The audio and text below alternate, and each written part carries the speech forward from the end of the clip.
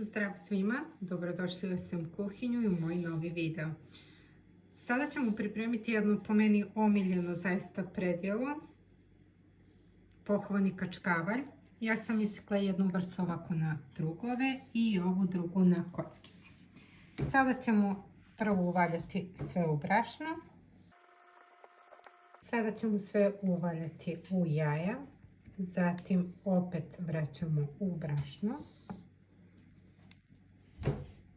Znači ponavljamo postupak dva put. Jako jednostavan i brz način, a dobijate bolje nego negdje u kafani ili restoranu. Zatim vraćamo u jaja i zatim idemo u prezdoje. I tako ćemo napraviti svaki naredni. Sada kada smo ih pripremili, ovako lepo sve uvaljali, ja sam zagrejala ulje i idemo na prženje. Ulje nam se zagrejalo. Sada ćemo ih popržiti sa jedne strane, zatim okrenuti na drugu i to je to.